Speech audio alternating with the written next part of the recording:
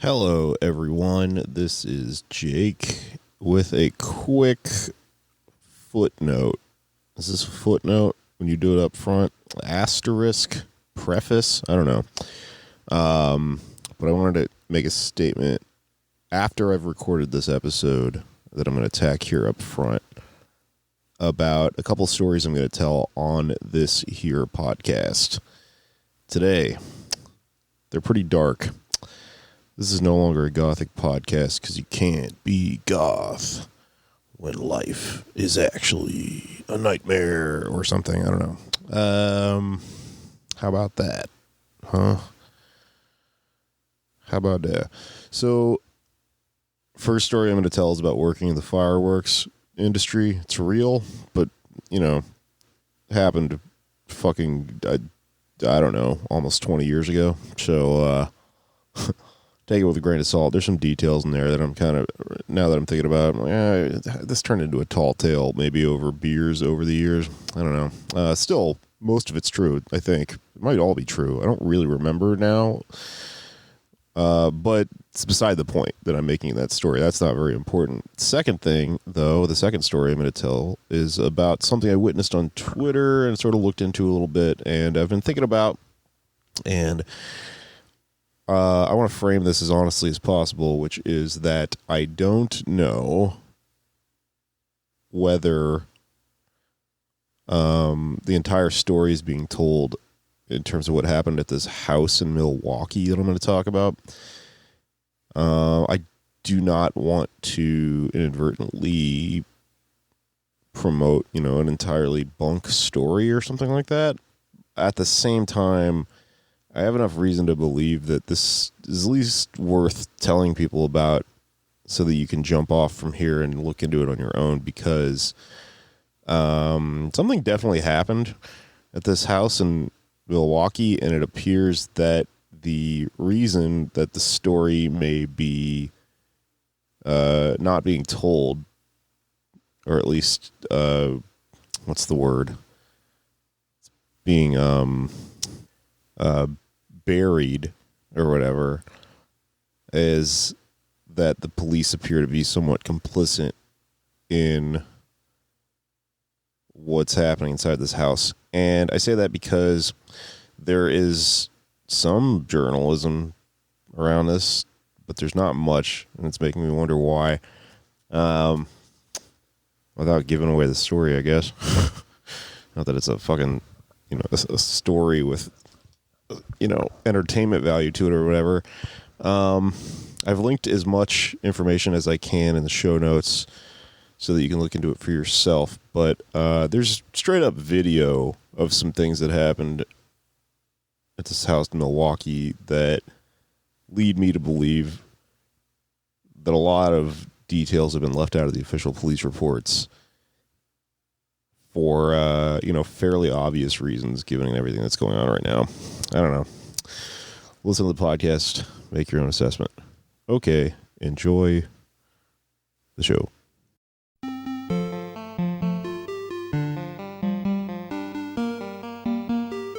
Lock them into positions of hopelessness and helplessness. The government gives them the drugs, builds bigger prisons, passes a three-strike law, and then wants us to sing God Bless America.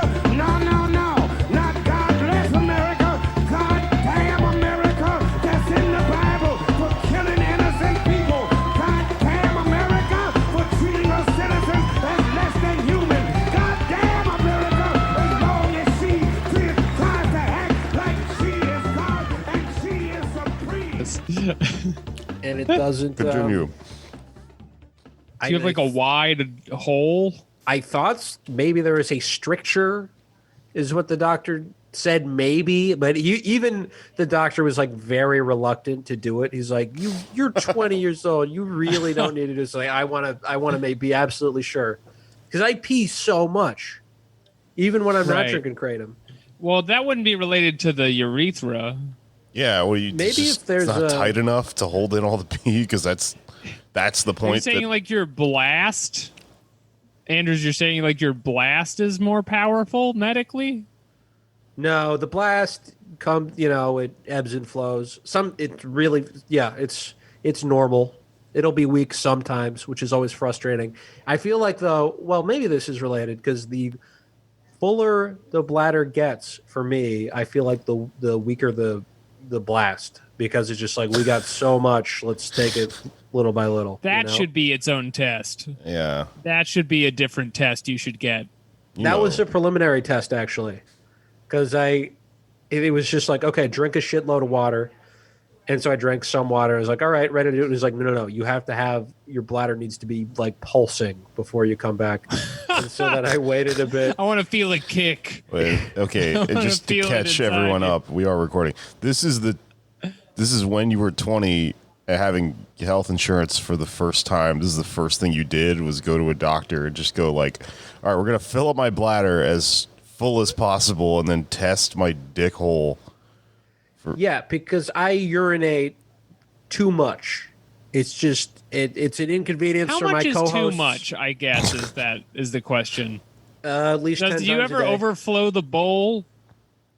Well, no. I mean the sessions themselves are normal, but the amount of them is too Right. much. Yeah. They come at a cost. Yes. Sure.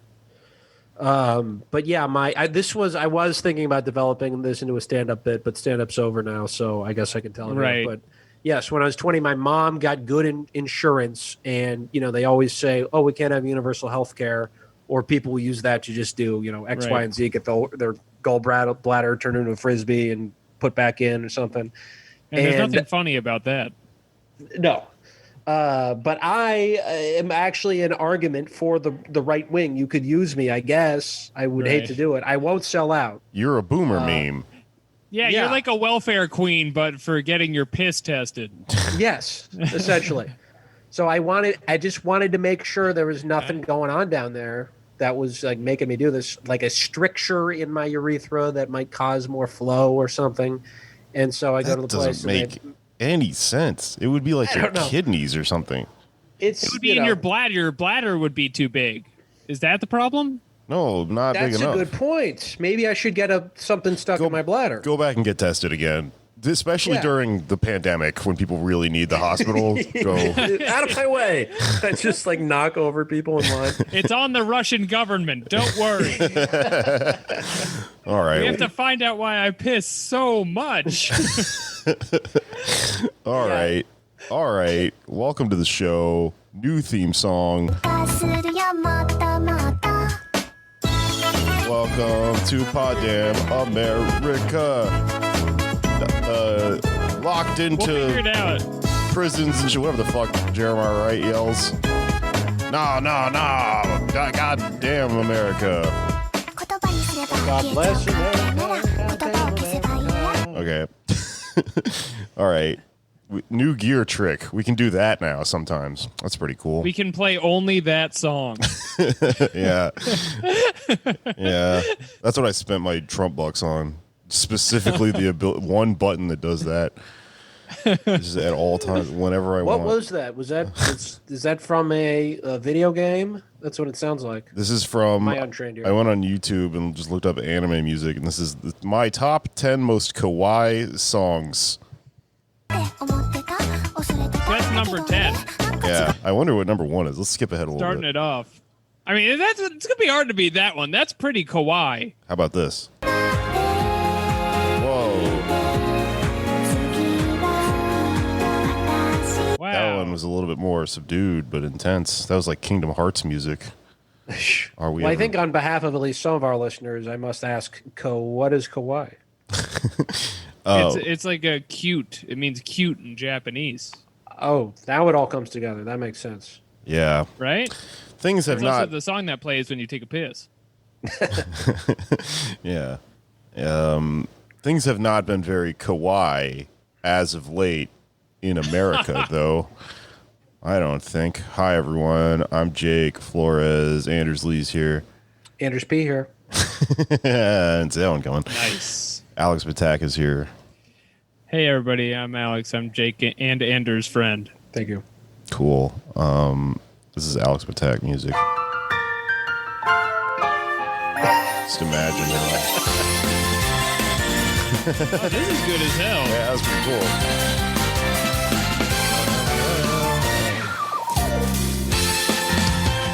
Is that Yeah, Maybe pretty this good isn't- music, huh? is this going to be a new contender for Alex's sitcom Pedophile High School? The theme song for that? I made a theme song for Pedophile I High know, School. but this, yeah, you might have to, synthesize. Steal another anime's music. I like it. Yeah, like we do.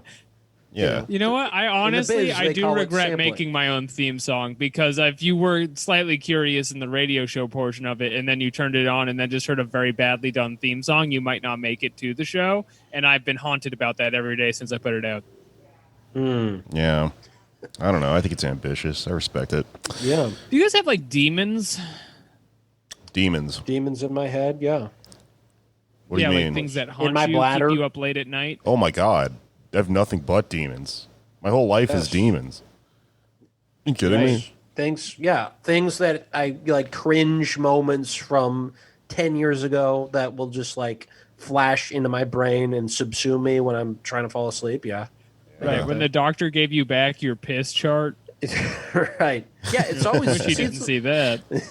it's always stuff like that though. It's never like in a traumatic, genuinely traumatic thing. It's always like I made an awkward comment to, my sister's friend when I was 18 or something like that. Mm-hmm. That's my biggest fear, honestly, is being on my deathbed and not being able to like have a broad like look back over my life and just like be focused on, some really like the time when another time I was 18, I asked a adult to buy me liquor and it was very awkward. So he said no.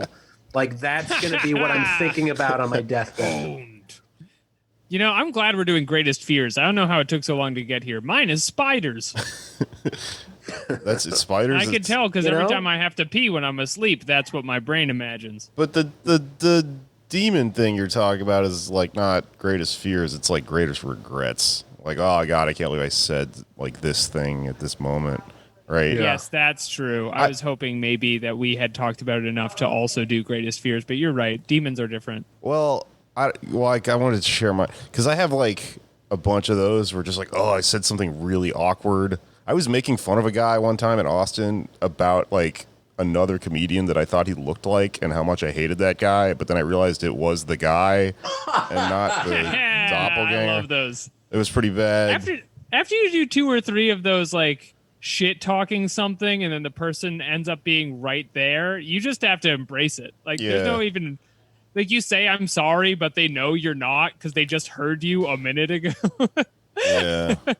I also have a couple. This is like kind of dumb. Like, this is young guy shit or whatever. But there's just a couple moments in my life where I've been like on the road or something and like staying at some place, and then like a young woman who was hanging out all night is like, "You can come sleep in my room if you want," and I'm like, "No, it's all right. I like the couch." And then I just think about it forever for the rest of my life.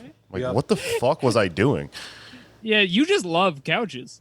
The problem is I love couches. That's your Shakespearean flaw. It's Yeah. the start of your downfall. This is the best foot in your mouth situation I've ever witnessed. It was before an open mic at Two Moon Cafe in I believe 2013, and they used to hang art installations on the walls. And so you'd wait around to start, and you'd sign up, and people would like go look That's at where the we art. met at Two Yeah. Moon.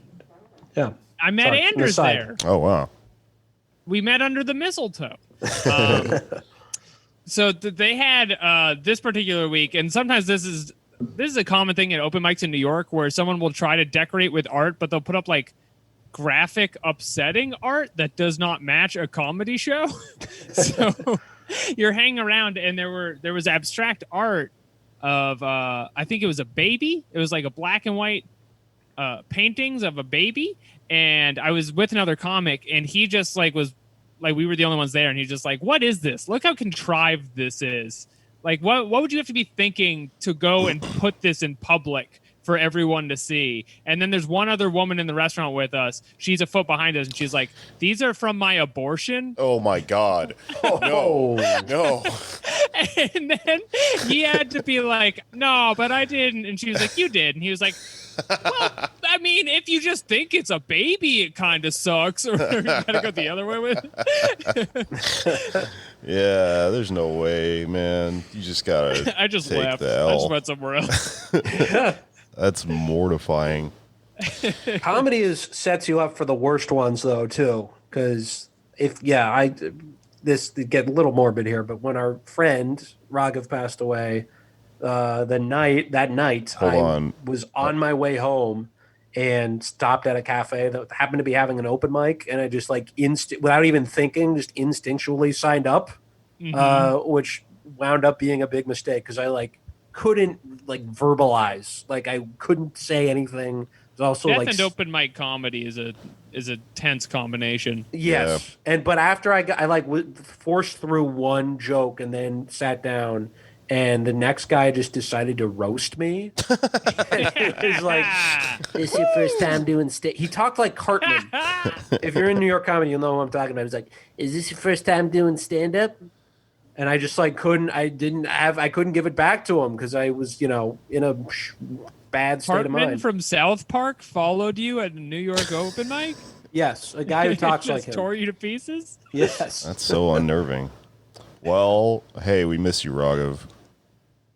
Hold yeah, on. man. He would have We enjoyed couldn't play it. those songs for you, but now we can play songs. Man, the fucking load, it took a second to load and it ruined my timing. I was going to pay tribute to our friend Raghav with some kawaii music. This is for you, man.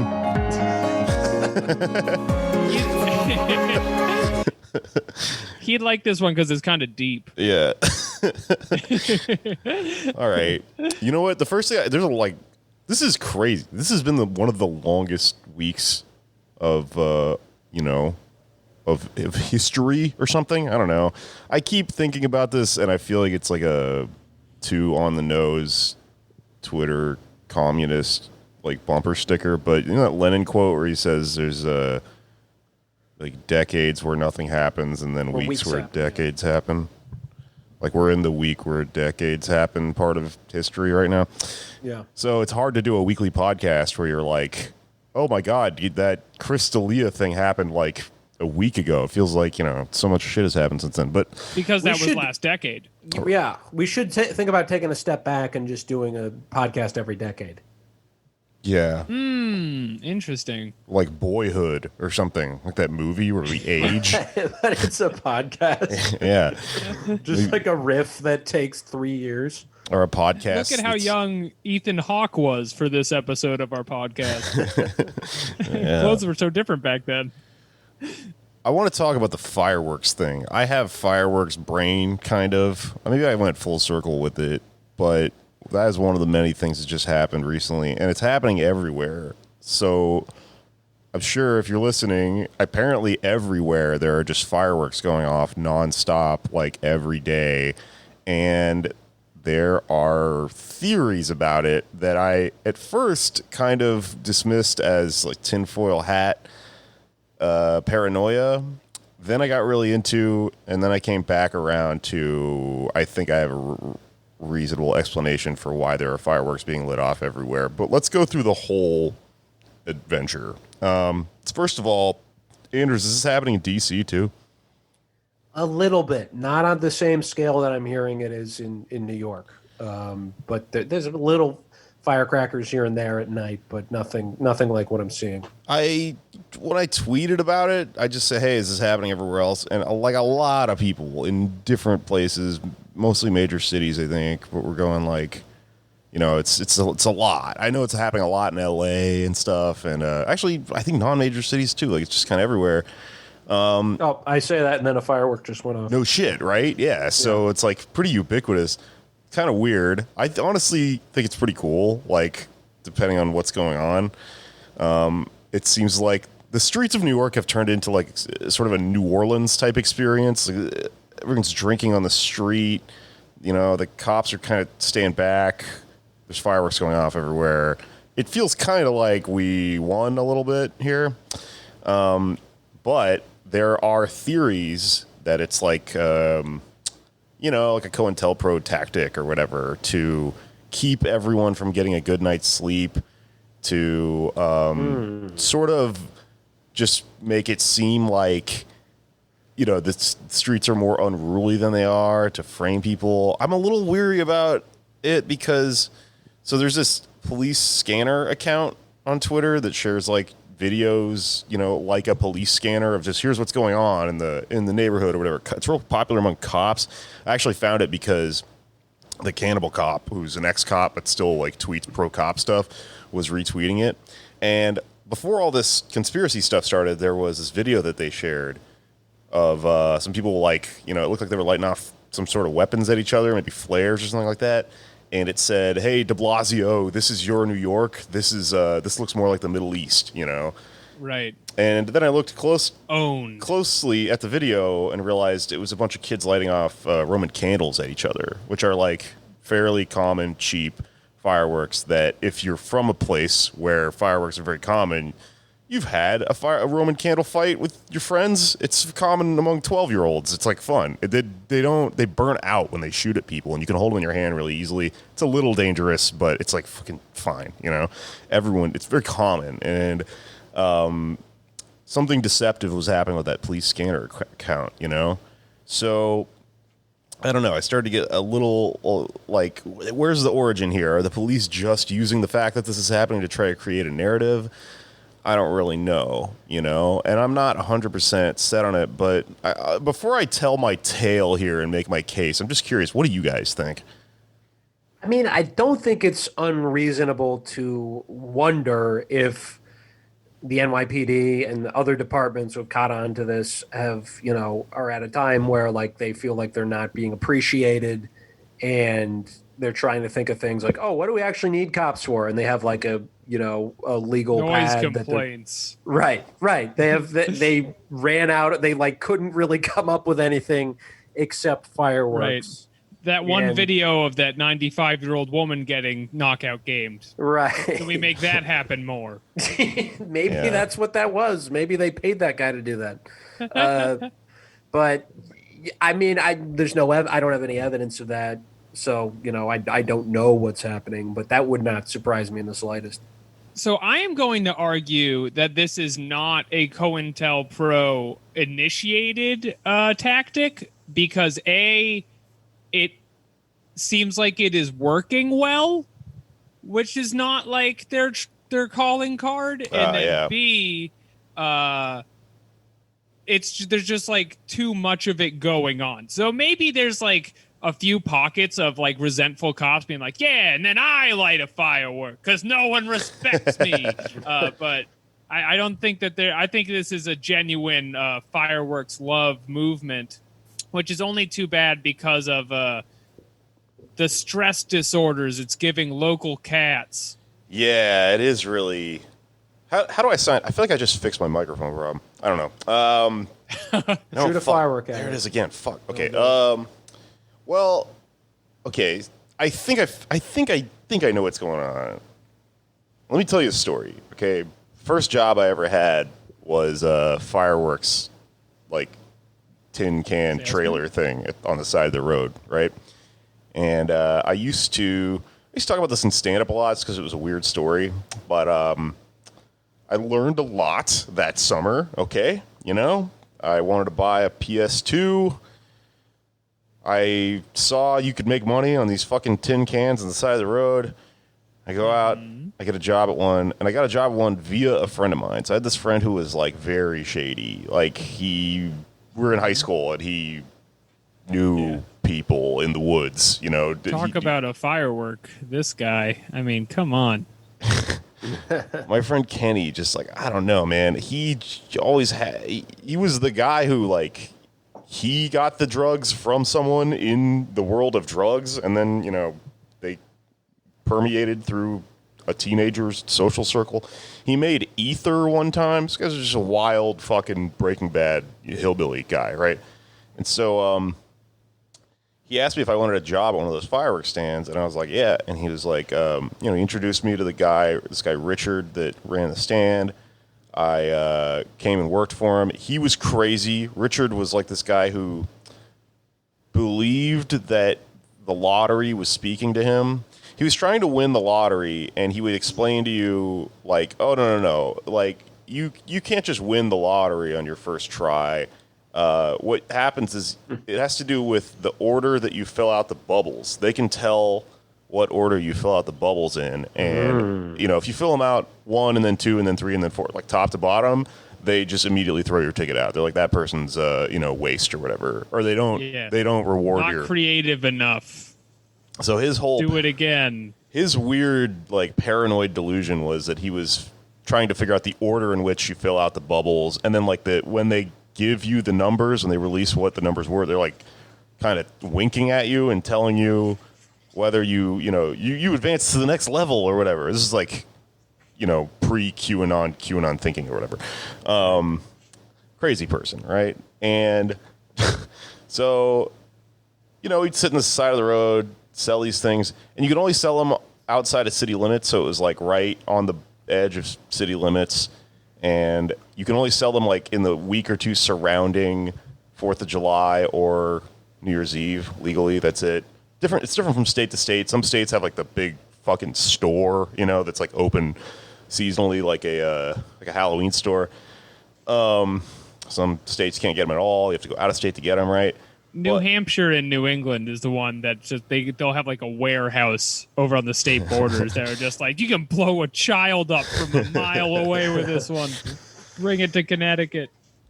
So you would also sleep in the stand, like if you were just working long shifts and you just didn't want to go home and get back in. Also, it was courage because you have to like kind of defend the stand, right? And they'd say like, don't worry, nothing's going to happen, but we need someone in there just in case. You can't just leave it here. Somebody will rob the place. Right.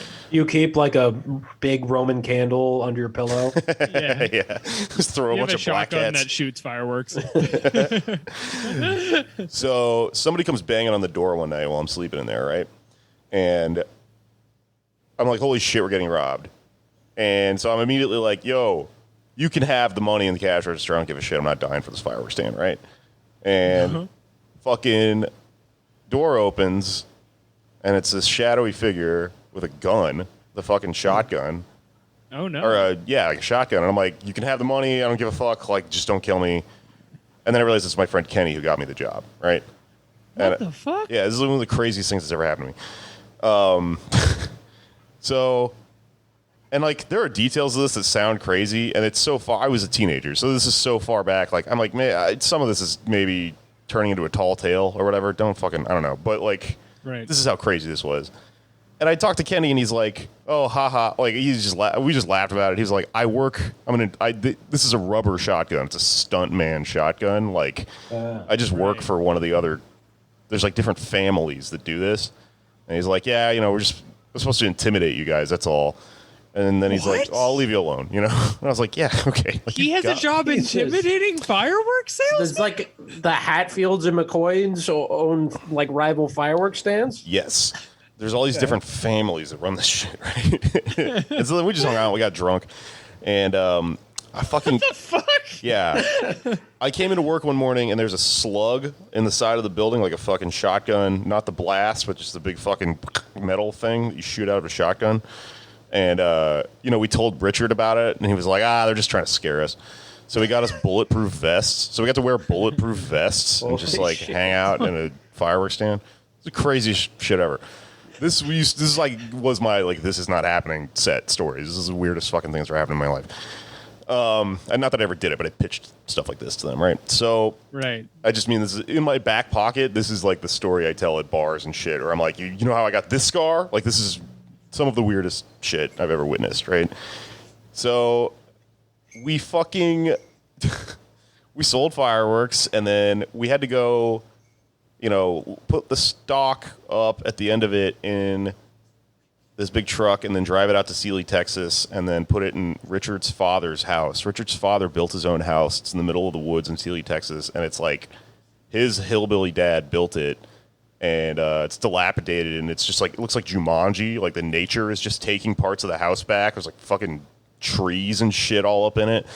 And, so we just slept in this dirty room.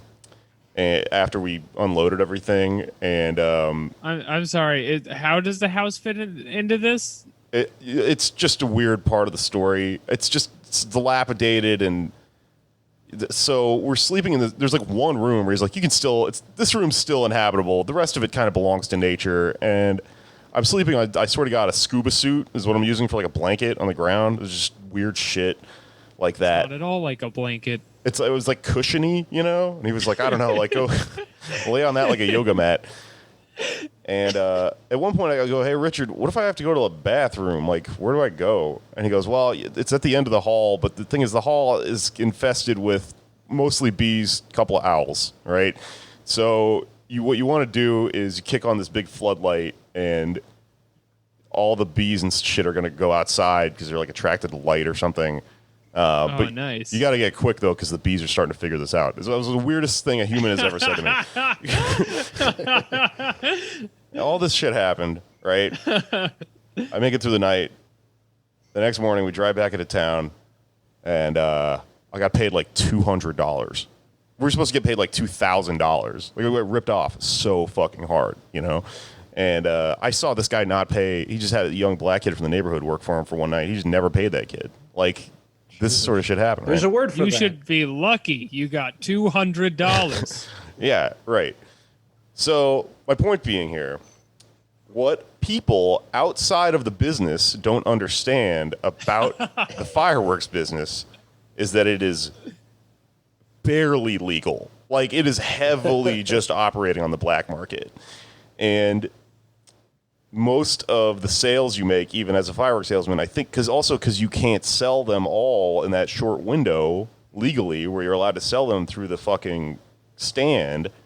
You just sell them like through guys. They're called plugs, I think. You just unload a bunch of excess product on guys that, are already like doing drug deals and shit anyway. Right. Selling speakers. We saved those for the end of the podcast. Ha ha ha. I got you. Da, da, da, da, da, da, da, da. Wait, hold on. Let me see if I can find it. Yeah. Okay. So what you do is you just unload your product through those guys, through like fences or whatever the fuck it's called.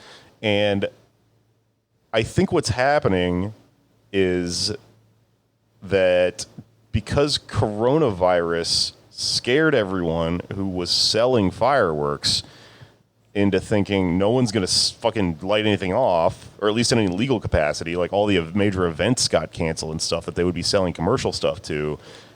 Everyone who works in this industry is just unloading their product through these guys, through their street guys, and saying, because like, fuck it, how do you think people get fireworks like in New York?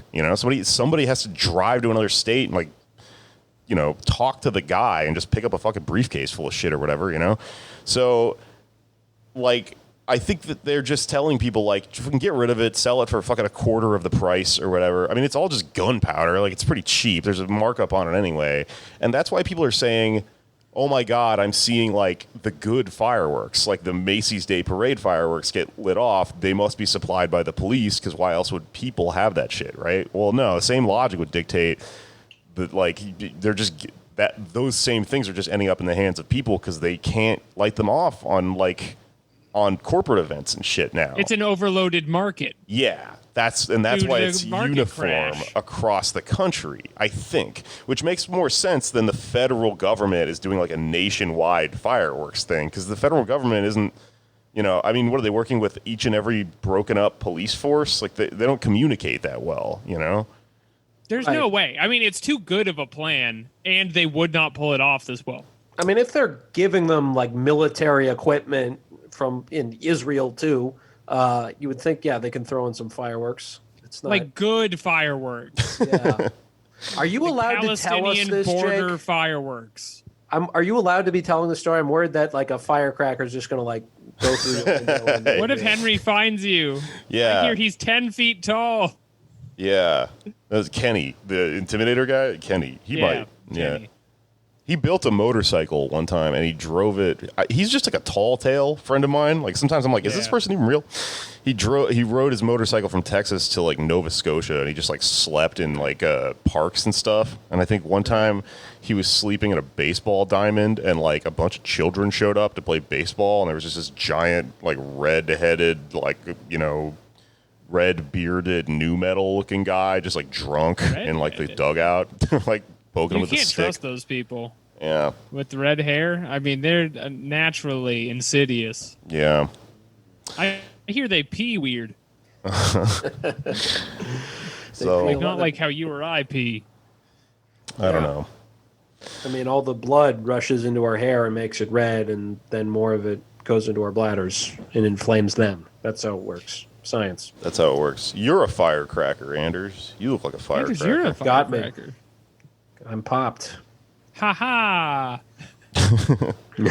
I'm doing poppers, by which I mean like fireworks. That is the most informed firework analysis I have heard this election cycle, and so I'm going to have to assume everything you've said is correct. I can't believe this knowledge or experience ever came into, when you're like in high school and you're like, I'm never going to use math. Like, this is like a moment where I'm like, I'm so glad that I worked at the fireworks stand and almost got killed by a shotgun.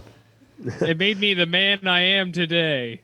I always loved how the term is pyrotechnic. That's such a great word. One of my top words. Racketeering is probably. What do you like about it? It's because it's before you know that that's a word. It's a pyro, just like a kid who likes lighting things on fire. So there's a science behind that. Awesome. Me and my friends used to actually make homemade fireworks. That does not surprise me. We would do stuff from under the sink, but also just like make hybrid fireworks basically. So we'd buy them, just like cut them open and mix them together. Yeah, it's nobody's like, put bleach in a firework before.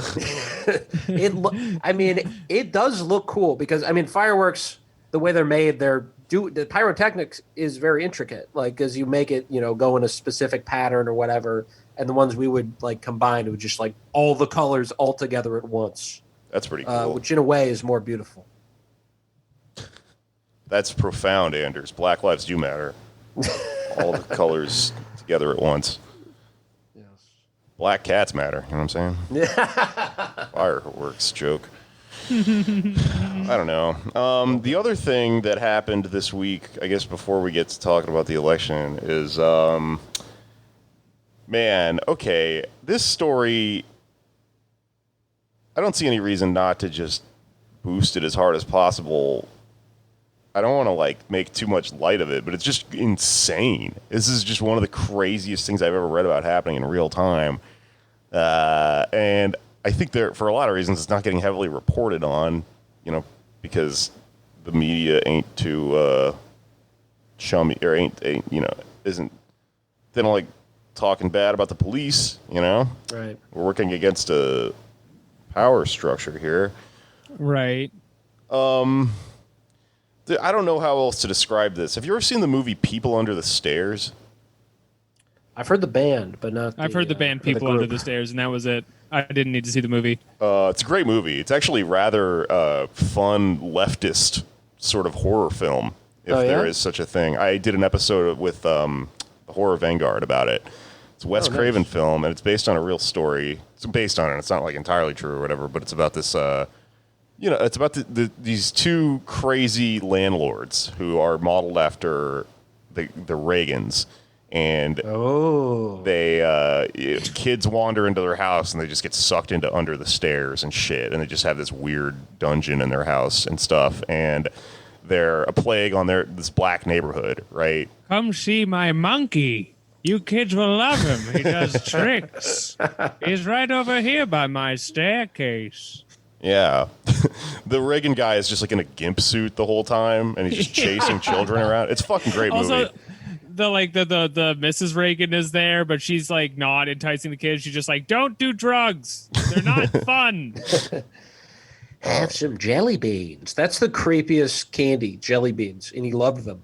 Yeah. I love them. That's sick. Fuck. Wes Craven did a really good job of turning them into horror villains because they are so creepy.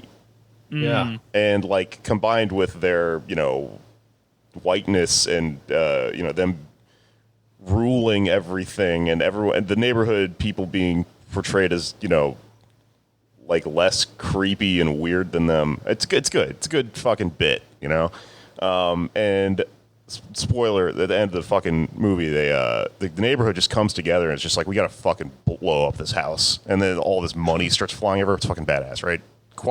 definitely, if you're bored, you want to watch a horror movie, People Under the Fucking Stairs. It rules. I didn't even give everything away. It's like fun. Well, it's happening in real life. So in Milwaukee, this thing happened, and I'll link to whatever information I can find about it because I found out about this just via Twitter, and like the only stories I'm reading, from like local news and stuff are they're being really careful with the language about it, but you can see from the direct footage that essentially the story is that a couple of black children went missing in Milwaukee, and their parents went to the police and filed like a report, right? And the police did nothing about it, citing some police, lingo, the real technical police jargon for I don't want to do this, which is that they didn't seem to be, quote, critically missing, your children are missing, but not critically missing, right? What we're looking at here is a standard 834. These children are tactically missing. There's no reason to pursue that at this time. We are sweeping it under the stairs. Under the stairs. So they just basically told them, like, yeah, we don't care. We're not going to do anything about it. And so this mother figured out that her kid has an iPhone and that you can locate an iPhone geographically with the GPS. And so she traced the kid's iPhone to this house, right? And the house is owned by, like, I can't remember exactly who the guy is. I think he's like a priest or something. I don't know what the details are, but he's like a local figure, and he's long been suspected of running a sex trafficking ring, right? Well, oh, no. They get to the house, and then they call the police, and they're like, my kid is in this house, right? And the police still won't do anything. So the neighborhood just got together, and they were just like, we're going to bang on this guy's door and shit, and like demand that he comes out. And the people inside the house started firing at them. What? Live ammunition, right? And only then did the police show up. And there's video of this, dude. It's crazy. The police showed up, and they went inside, and they came out with the people, and they just put tarps over the people's heads, and then got them into like a van, and disappeared with them. Right? What? Yeah, this is fucking really happened. And to protect their privacy or something?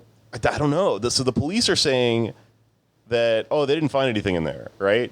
So then what happened is that the people in the neighborhood were like, fuck this, and they broke into the house, and they found like a room with a bed that's just covered in blood and like a pair of shorts covered in blood, and essentially just broke open what was like a fucking sex dungeon for trafficking children. Like a True Detective dungeon? Yeah, like the Yellow King shit, man.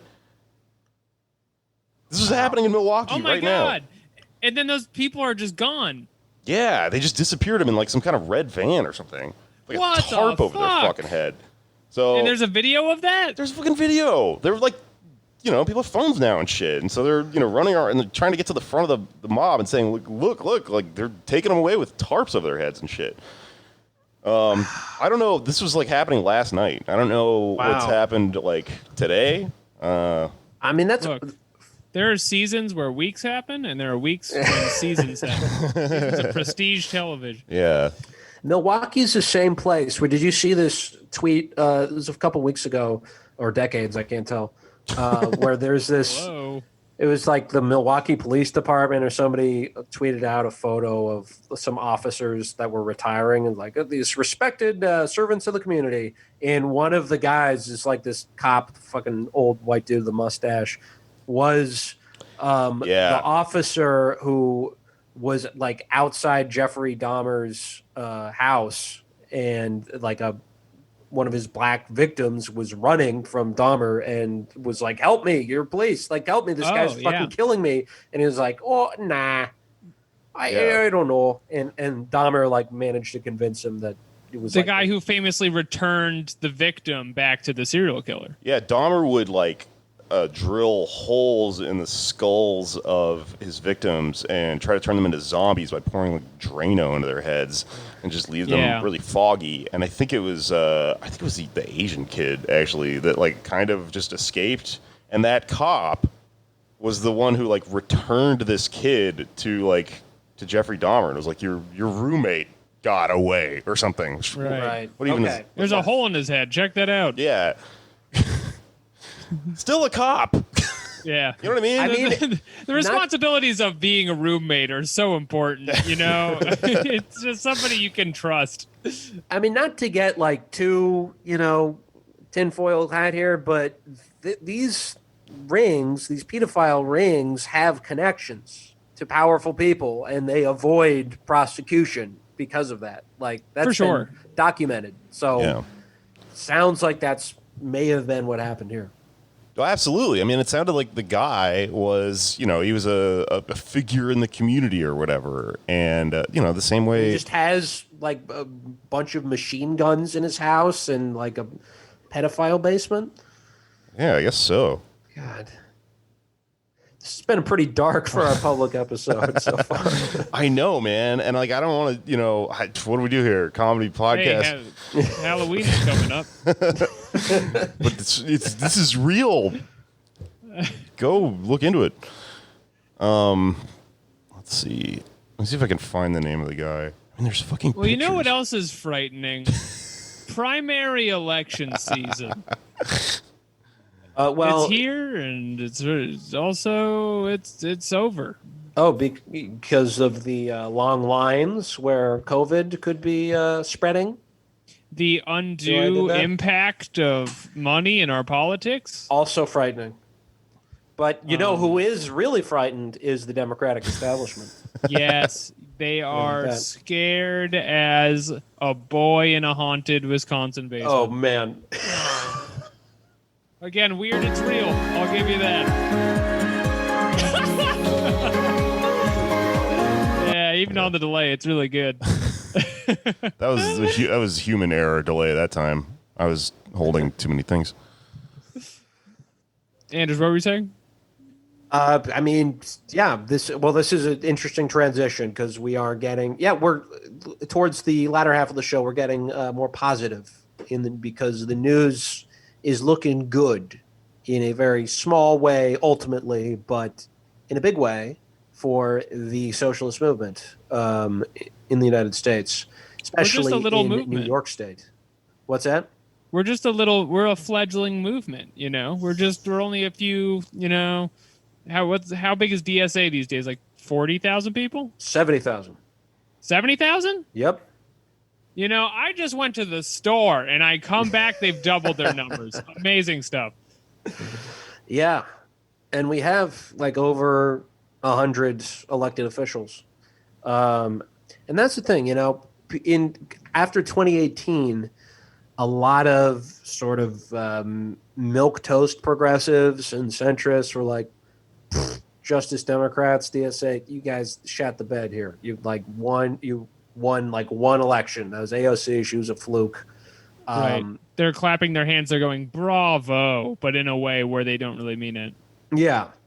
Because with the focus, first of all, that was our first fucking go, really.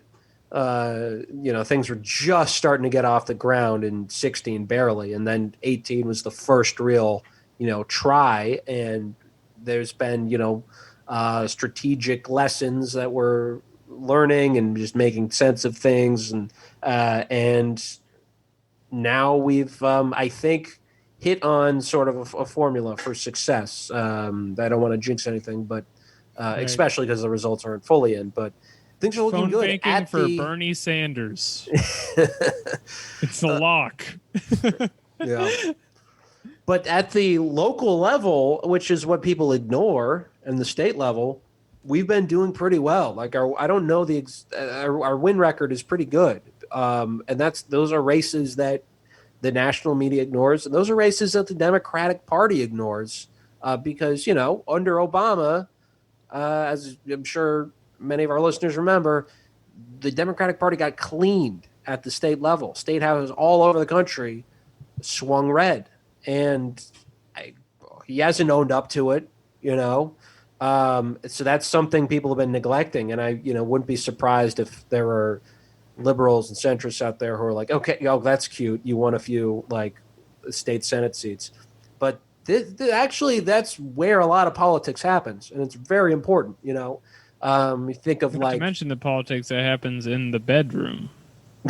Nice. Don't right. talk That's about- the most local level. The That's how other you can get prime. involved. My girlfriend won her primary last night too. She was reelected. Very happy about that. To the position of your girlfriend. Yes, she's Oh, the look, nominee. glad she beat her opponent. Her opponent not having sex with me. Who will win? I'm imagining you announcing this out loud. I can see that. Speaking of opponents, AOC, they tried to primary her with just like this pundit who was also a Latino with 3 names. Michelle. MCC. Yeah, MCC. Michelle, was it Caruso Cabrera? Right. Yeah. You know, as I said, her big slogan was AOC is MIA, but turns out that MCC is KIA after last night. Woo! She's a Kia? Anders. Yeah. She's out buying a brand new Kia because she's not in office. Oh, is that Killed in Action? Yeah, it's called in action. Anders actually, I mean, that was some really good wordplay. I think you deserve credit for that one. Thank you. They tried to bizarro Superman AOC. Yeah. They tried to make one of her in a lab and then do that one instead. Can you imagine how weird it would be if at your job they showed up and were just like, there's this guy, his name's like Alan, and he looks a lot like you, and we're just like, how about we just see if he works better, you know? Right. I have been fired several times that way, and it does not feel good. He's bringing us Shelbyville. Alan Plam, he talks far less. Well, the funny thing about it is, like, in this race, she ran a very anti-AOC campaign. Like, I forget who was pointing this out, but her sign said MCC versus AOC. That's what she would say on her signs. Right. Because I think the assumption was that there's just all this actual resentment in this district for AOC because, again, the thought is that 2018 was a fluke. She didn't actually deserve that. She caught Crowley asleep. And most people in the district don't want her. And so Caruso Cabrera thought she could tap into that. But it didn't fucking work because, you know, she is there. She is actually very involved in her district. And it would have been much smarter. She still would have lost, but it would have been a better strategy for her to run like on her own merits rather than just a purely. I mean, they would have had better luck doing like a celebrity or some bullshit because if your whole argument is, I'm sorry, have you not enjoyed MCC's appearances on CNBC and Bill Maher over the years? There's so many letters happening right now. She was on Bill Maher. Are you fucking kidding? Yeah. I'm getting distracted here. But any primary election, no matter where it is, only like nerds vote in those. Even Right. like the high turnout ones, the AOC district turnout. I was looking at the results, like 16.5% or something. No one goes. There's never one where everybody shows up. It's a ridiculous argument.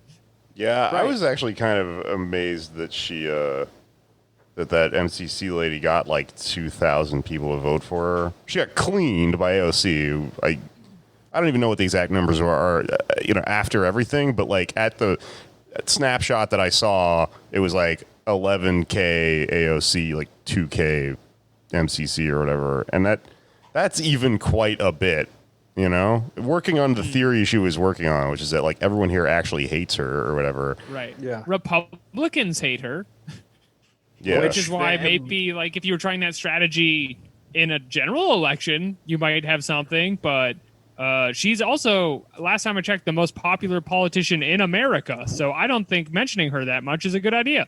I guess my thinking with it like that was that, she's the most popular politician in America. People that probably wouldn't normally vote in a local election and probably didn't even vote for her the first time are going to be like, it's our person, AOC. Like, I'll go to the fucking library and vote for her. It's probably a pretty popular thing to do in the Bronx, Right. Yeah, And there's- voting. Yeah. And I mean, if you're a well-known incumbent, then you enjoy some sort of like, inertia just from being elected the last time. People are like, yeah, I'll vote for you again. But if you are someone like Joe Crowley or Elliot Engel, newly soon to be Ooh, retired, transition. then it's not the case when people don't know who you are, especially if you're like a crusty Caucasian representing a majority minority district. It's actually not that hard to take you out. I mean, it's still a lot of work, but that's really, I mean, we're still waiting on a lot of results, but I think there's definitive numbers that Jamal Bowman has reigned victorious in. Right, and that's the district right next to AOC's district. It's New York 16, and I am just seeing Elliot Engel for the first time here.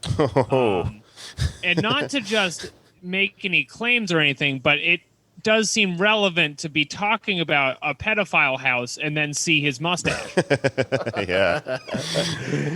I will say I personally am not a fan of his politics. I don't, I'm not on that wing of the Democratic Party, but it really was a great privilege to be able to work as his graphic designer. A great thing to have on my resume. His fucking Smash Bros. New fighter has approached ass placard cards. Yeah. I spent a good 10 minutes looking at that account because I really couldn't tell if it was parody or not. It had that was his congressional campaign's Twitter account, and it has 500 followers, something like that. And it wasn't even. It's not like it even was just made. It's been around for a while too. I'm trying to see what month it was made, but also relevant. This is one of the few candidates endorsed by Hillary Clinton. It's the only endorsement she's made so far was this guy going up against a very popular. It's incredible. She's just, what do they say on the Twitter? Chef's kiss or whatever, Yeah. The only thing I know about this guy is he was caught on a hot mic at a Black Lives Matter rally a few weeks ago saying if there wasn't a primary, I wouldn't care. That's the only thing I know. About giving a speech. About giving a speech, but also that does kind of infer the general situation a little bit. I mean, I think with Hillary, she genuinely is delusional enough to think that would have made a huge difference, her endorsement. I wonder how she's reacting to it, but I think she genuinely thought, and especially after watching her little documentary on Hulu, that she thought that, she weighs in, all these people in the Bronx, they love me. Oh, the Bronx. I'm Lady Bronx. The Bronx loves Hilario Clinton, Yeah. The heel dog. But you know what? Actually, I figured it out. What the art for those endorsements for Chuck Schumer endorses Elliot Engel, fucking Hillary Clinton endorses Elliot Engel. It looks like a bad comedy flyer. It's someone just fucking at the last minute they had to throw something together and just assumed I know how to do Photoshop. I'm pretty good at it.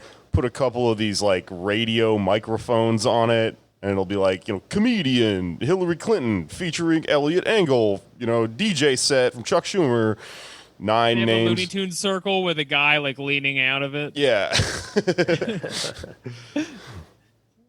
Incredible. Anders, who else won? Are there any big races outside of New York? I know my district blew it because we always do. Really? Who in Park Slope? In Park Slope, yeah, I am in the heart of Warren territory in New York City, and we had multiple progressive candidates running, and I was like, oh no, I'm worried the vote is going to be split between them. And then it turned out that their combined totals were a third of the incumbents, who is a Yvette D. Clark, and she is just apparently just openly on the dole taking money from real estate interests and stuff, but she's also a progressive on paper, woman of color who's been here for 9 years. So iron wall of Democrat protection. Right. I mean, yeah, I think that area of Brooklyn will be a tough nut to crack, but a little further north, Jabari Bridgeport looks to have won. Again, we won't know the final results for a while, but he looks to have won state Huge Senate shout-out. race against an incumbent, which we love to see. And he's a guy who Alex and I volunteered for, right, in 2017 when he was, and this, goes back to what I was talking about earlier with the, the lessons and the strategy and the adjustments, yada, yada. He ran as a Green for city council against Lori Cumbo in 2017. Also nominated, it was also at a socialist ballot line, which is cool. We want that eventually. And if you Pretty can do cool, it, huh? if you can pull it off, great, go for it. But most cases where a DSA-like candidate has a shot are going to be in like heavily Democratic strongholds. So Yeah. we got to, he ran as a Democrat this time, and it looks like he won. Bit of a happy twist. Not all scary stories today. Right. Yeah, and he's running on a slate. I mean, people probably know about this, but DSA for the many. I think there are 4 candidates for Assembly and State Senate, and this is part of the strategy going forward. I think for these state and local races is you get a team, you assemble a team, because we're creating our own machine. People say. I've seen this sort of skewered a little bit on the Twitter and whatnot about how DSA people will say we're building power by electing officials, and they say, oh, that's they're still politicians and they're not accountable, but no, we're building a parallel machine to the machines that exist in places like New York, and that involves getting candidates who are independently funded, having them. And often, and this is the case for these people, DSA members. They're already members of DSA. They have an ideological commitment, and they have their platforms that are shaped by DSA members, and they run as a team. It's not all just focused on one race. Where they shared fundraising efforts, they shared volunteer base, and that's how you do it. Because you got like a big portion of New York City voting together, running in different seats in the same election, and that's the future, really. I think we don't have the luxury of super PACs and all that shit, but what we do have is teamwork. We're building a machine. What does that machine do? It takes office. It takes power. Eventually, long-term goal, it shoots fireworks. Yeah, that's what we're all about. Right.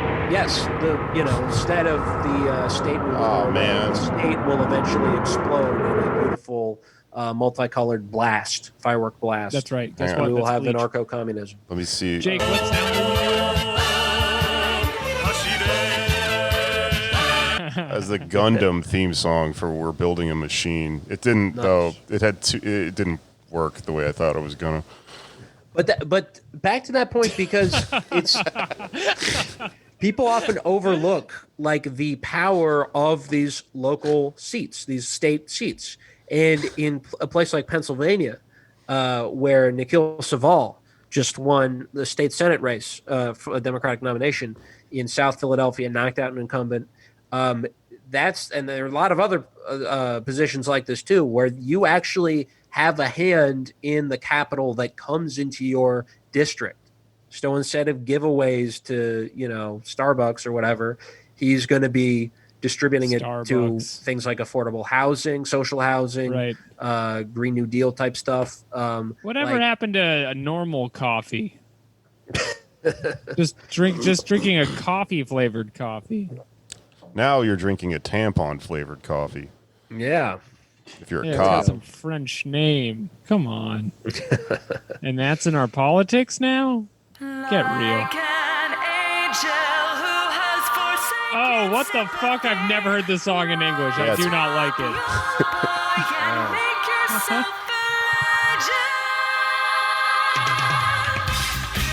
I do not care for that. Not one bit. Okay, well we have to end this show. What else did we not talk about? Kentucky. Yeah, what do you think's happening in Kentucky, man? Well, we're still waiting for the absentee ballots to come in, which I think is going to be really decisive because currently McGrath is leading Booker by, I think, 6 or 7 points. But And this is, I have a correspondent on the ground. I was DMing with the Trillbillies, and they tell me that Lexington and Louisville, two of the biggest cities in the state of KY, 75 and 80% for Booker. In eastern Kentucky, where they live, is big for him too. He's Sounds winning like in the most of those incumbent counties. is taking some L's from those L-starting towns.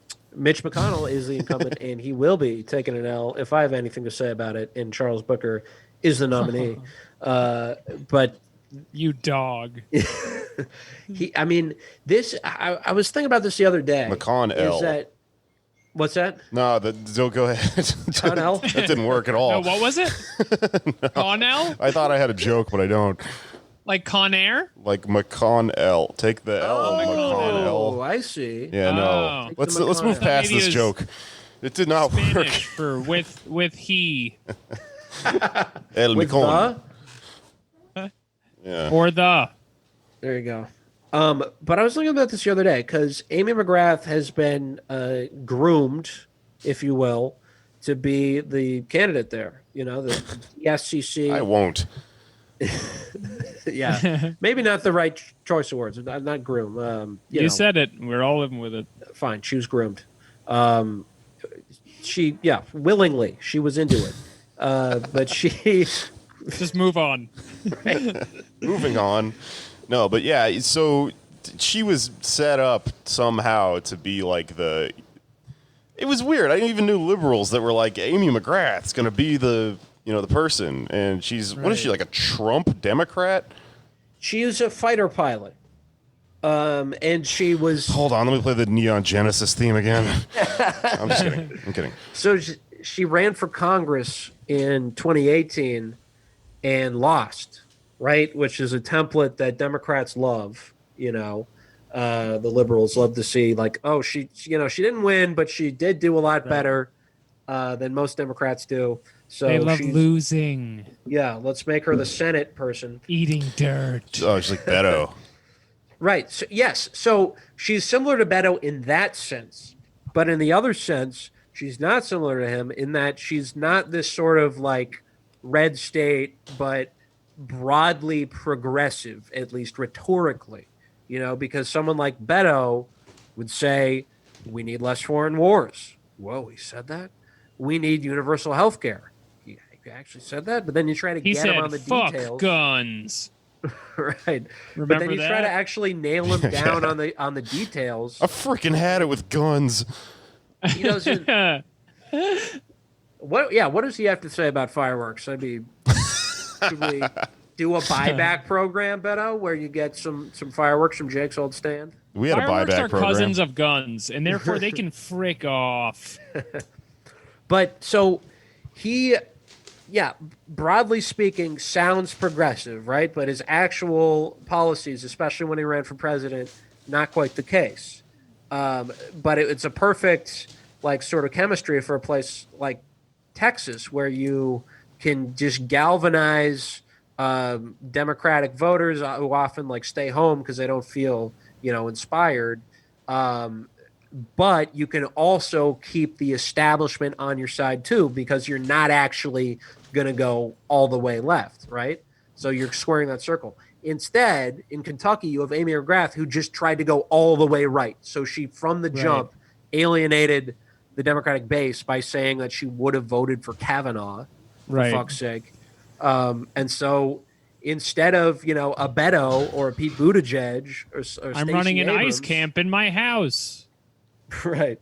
Instead of someone like that, they nominated a Trump Democrat, and it did not go according to plan. I mean, she might still eke it out, but there's a good chance that they'll get the hard left. And that's the thing I'm looking forward to seeing is what people like Stacey Abrams, for crying out loud, who just like compared Jamal Bowman to Amy McGrath on Come MSNBC, I think it was. What they're going to say if Charles Booker gets the nomination. I don't think he's going to get support from the National Democratic Party. They're going to like take the race for granted. I don't know if that'll matter because things like the Sunrise Movement have been volunteering like crazy for candidates like him. But if he comes really close to beating McConnell, it'll be interesting to see. And I, have a prediction about how this will go down. I don't think this will happen, but will the same people who are like, oh, Stacey Abrams, Andrew Gillum, they came so close in their races. Why don't we run him for president? Why don't we consider for vice president? They're heroes, Is he going to be glorified in the same way as them, as the sort of progressive sounding moderates? What is your prediction here? I'm saying that he will not. Yeah, he will not. Not by the same people. By us, maybe. Right. But the people with no ability to make these decisions. Right. Yeah. But we do have, the ability to hopefully in a few years, I don't want to get too high on electoralism, but in a few years, the way things are going, this DSA groups like that are going to be bigger players. And so someone like Charles Booker is huge, right? If he's able to win, that's a big deal. You're looking to future presidential races, right? Because the thing that has tripped up the two Sanders campaigns has been the older black vote in the South, right? And of course, that's oversimplifying it. There's a ton of people who don't vote whatsoever, and the ultimate mission is reaching out to them. But in order to win these primaries at the presidential level, you need someone who's able to connect with that constituency better than Bernie did. And, he's a black guy from Kentucky. He would have. I'm getting so ahead of myself here. You're way I know. Tunnel vision on the Bernie campaign. I don't think any of this race will affect that specific problem, but it is exciting either way. And I see you under the sink of electoralism, mixing all the bottles together to make your firework. And I just want to leave you alone and let it go off. Thank you, because we need a backbench. That's the thing. Is after Bernie, there's like Tammy Baldwin. That's it. We don't have another a clear successor to run in a presidential election, and it could be Charles Booker. That's all I'm saying. Could be Charles Booker. Interesting. Yeah. It's an exciting time. It's like watching a kid on Christmas over here. He also seems to just be working against good old-fashioned voter suppression, given that they shut down like 90% of the polling places, and then disgusting. Yeah, people were banging on the fucking windows to try to go vote, and they're telling them to go home. Right. This is, I do hope that we see more of voting by mail in the future, though. If not, taking the logical 2020 step and going to an app, because we have an app to not go to the post office. But I want an app not to go to the electoral office. I'm talking about stamps.com for voting, y'all. Not to go to the vote office. Not to go to the vote office. Do you hate the vote office? Going up there, they make you go in your private booth. Oh, I forgot stamps. You got to go back and get the form. What I don't understand is you have grocery stores that are open, 7 days a week, right? For several hours. We haven't cut back on grocery stores. We haven't really cut back on, other essential businesses. Why are we cutting back on polling locations? Yeah. Shouldn't we have more that are open so that not everyone is compressed in the same building? We haven't cut back on people in one building. We haven't cut back on evil Yellow King style child sex trafficking haunted houses. Right. Why don't we just let people vote in there? Those are open while they're doing various satanic rituals with the members of the local clergy, and fleeing into a van underneath a tarp. You go to the house and you're like, I'm here to vote, and they're like, all right, pass the blood-soaked bed. And it's over here. I feel like Michelle will help you. Michelle's like, I have never done this before. What's your name? I can't find any of the names. This will take forever. Yeah, and then you get a sticker. I feel like that's going to wind up in a Trump press conference. Like he's going to hear that through the grapevine somehow. Like, folks, they're voting in haunted houses in Milwaukee. That's what they want to do. You want to open up more locations? You're going to be next to pedophiles and skulls. You're next to skulls. You next to Love them. skulls. They're in our heads. Trump talking about skulls. That's fun. Have you seen these Sometimes things? you see. I'm sorry, go.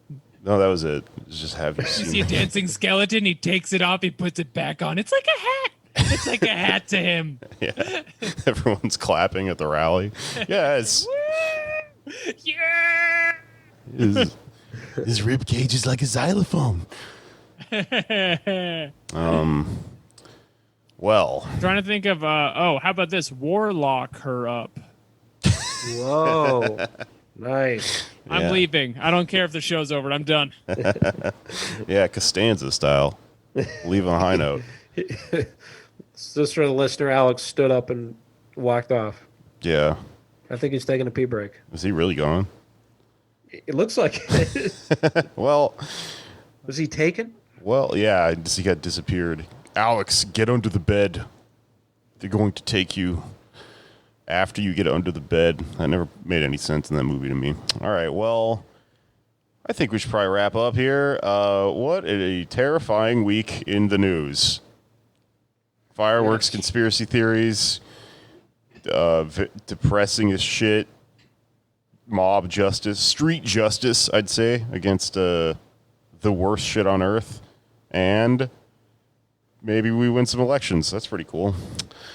Right. We could very well be rearranging the deck chairs on the old Titanic, but it's, we got to do it. We got to try. If I could just shout out some listeners are going to hate that I'm doing this, but I have to, because I have a burning hatred, a hell-like hatred for John Hickenlooper, who is running for Senate in Colorado against a guy who is someone who we're going to see more of in the future. And I'm trying to get ahead of this, because we will see conventional politicians who figure out that the only way they're going to get into office is by aligning with the left. That is left-wing what's movements, happening, isn't it? grassroots movements. Yes. Andrew Romanoff is running against Hickenlooper. He's a good guy.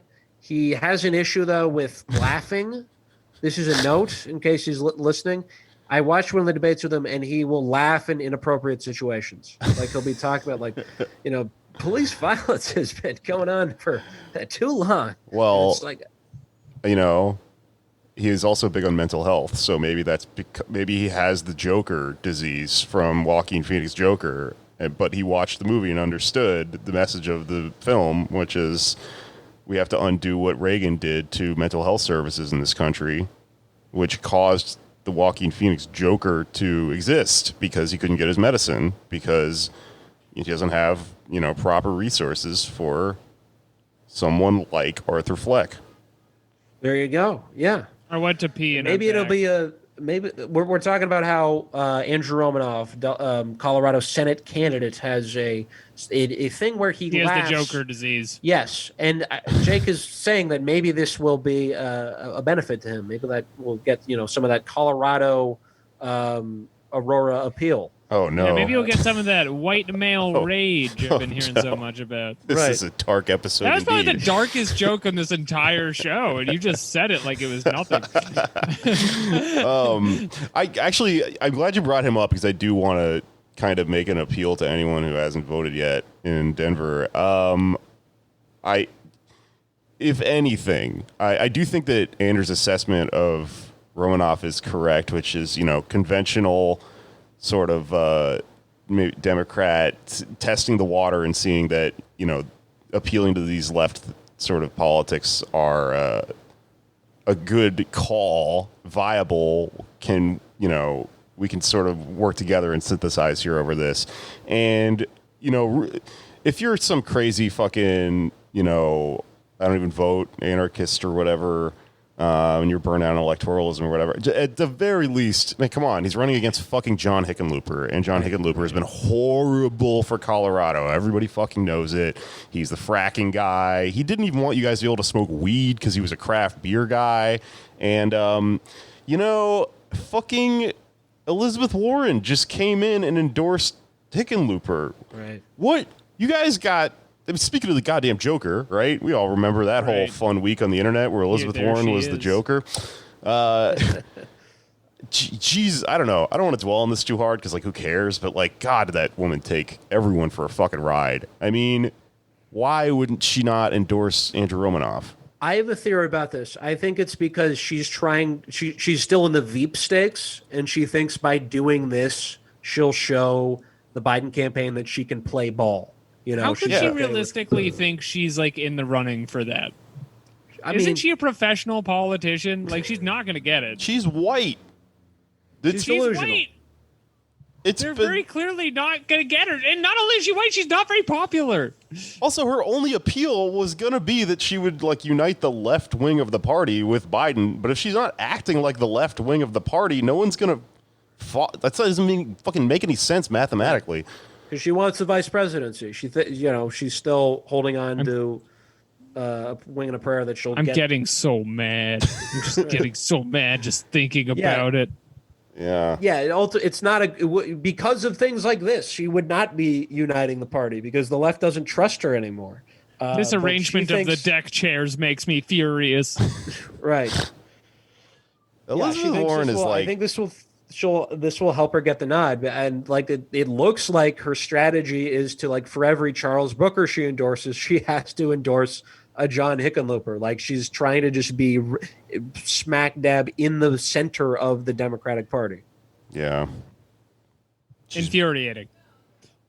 She's betting on black and red. You know? She's going to lose all her money anyway, somehow. Incredible.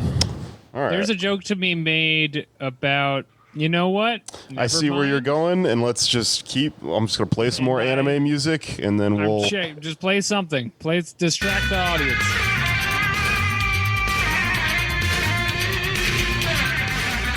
This is just turning into morning radio. All right. Well, listen, I got to get the fuck out of here. That's been the news this week. Vote for Andrew Romanoff if you're in Colorado. I know we have, like, a lot of Colorado listeners. For some reason, I know we have some fucking listeners in Puerto Rico, too, after sending out merch. We got listeners all over the place, but I always do really well in Colorado, and so it's occurred to me, maybe we can swing 1 or 2 votes by hammering this home, because that is an important race. This is one Romanoff the communists should support.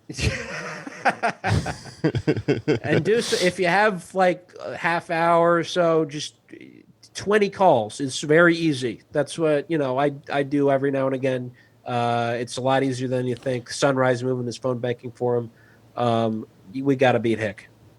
Put down the Roman candles for a second and have a real Roman off. Pick up the phone and call those. Pick up the phone and candle and put that shit in your ear. And yeah, that's some 4th of July right there. All right. Boom. Well, let's get the fuck out of here. Plugs. Listen to Why You Mad, my other podcast. Vote for Andrew Romanoff in Colorado. I don't know. We have merch still for sale. Hey, I appreciate everyone that bought merch. I'm gonna figure something out. I'm gonna hook everyone up because the cost of making shit because of coronavirus was kind of high, but I think it's gonna go back down. So I think I'm gonna be able to lower the prices on bandanas. But if you bought them the first time around, hit me up. We'll figure something out. I want to make sure everyone's taken care of and stuff. But yeah, everything's sent out. I think people are getting them right now. So if you got your shit, enjoy it, please. Post your wonderful bandanas. We love to see them. Yes. In that accent, we love to see them. Yes. At Anders Lee here on Twitter, Dursley1 on Instagram, and have a happy Halloween. Have fun out there. Be safe. Yeah, be safe. Gangs use it as a day of ritual. This Halloween. Look out. It's gonna happen. Yeah. Follow me on Twitter at Patak Jokes and listen to Ballin' Out Super, the other podcast I do, and that's it. All right. Well, play us out the ending of Cowboy Bebop. A song. No, not the beginning. Ending song. Oh God, he can't find it. No, it's coming. Oh no, an ad. All right, fuck this. We're done. Play us out, Liberty Mutual. Damn it. Oh man. Another ad. They're really fucking us here. All right, the podcast is over. Just imagine it. It's in your head. It's been structured. That's so bad. This sucks. So funny. Ready to